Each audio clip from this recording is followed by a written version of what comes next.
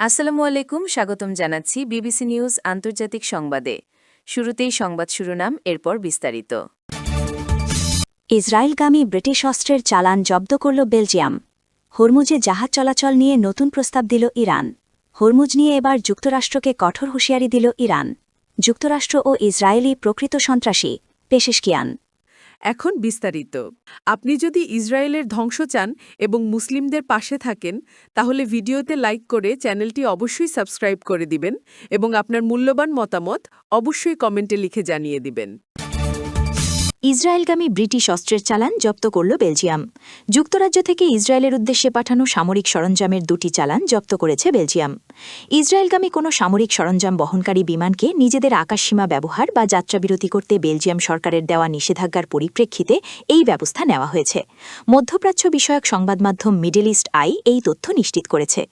গত মাসে ব্রিটিশ সংবাদমাধ্যম ডিক্লাসিফাইড, বেলজিয়ান এনজিও ভ্রেডেস একটি, আইরিশ ওয়েবসাইট দ্য ডিচ এবং ফিলিস্তিনি ইউথ মুভমেন্ট সম্মিলিতভাবে ব্রাসেলস কর্তৃপক্ষকে সতর্ক করেছিল যে লিজ বিমানবন্দর হয়ে যুক্তরাজ্য থেকে ইসরায়েলে অস্ত্রের চালান যাচ্ছে। এই তথ্যের ভিত্তিতে গত 23 মার্চ ব্রিটেন থেকে রওনা হওয়া চালান দুটি 24 মার্চ বেলজিয়ামের লিজ বিমানবন্দরে জব্দ করা হয়।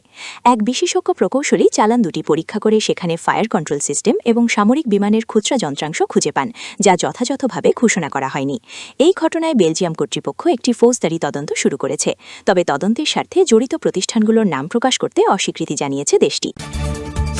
হরমুজে জাহাজ চলাচল নিয়ে নতুন প্রস্তাব দিল ইরান। গুরুত্বপূর্ণ আন্তর্জাতিক জলপথ হরমুজ প্রণালীতে বাণিজ্যিক জাহাজগুলোর চলাচলের ব্যাপারে নতুন একটি প্রস্তাব দিয়েছে ইরান।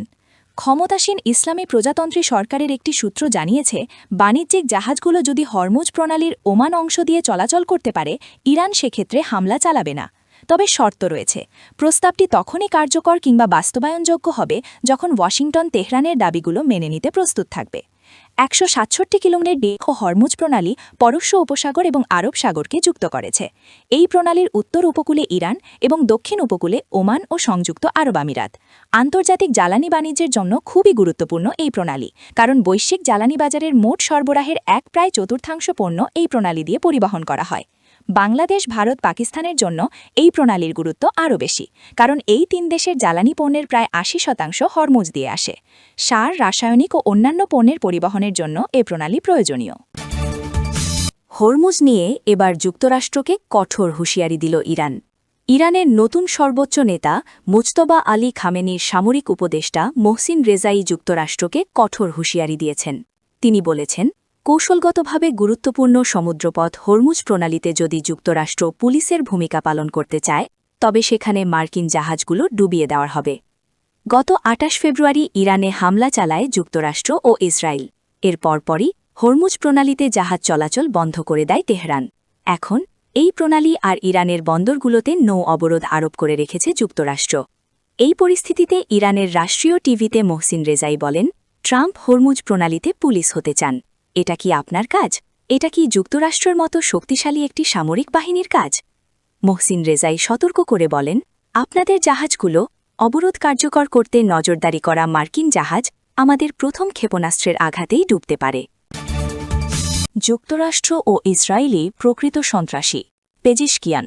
ইরানের বেসামরিক অবকাঠামোতে যুক্তরাষ্ট্র ও ইসরায়েলের হামলার তীব্র সমালোচনা করেছেন ইরানি প্রেসিডেন্ট মাসুদ পেজেশকিয়ান।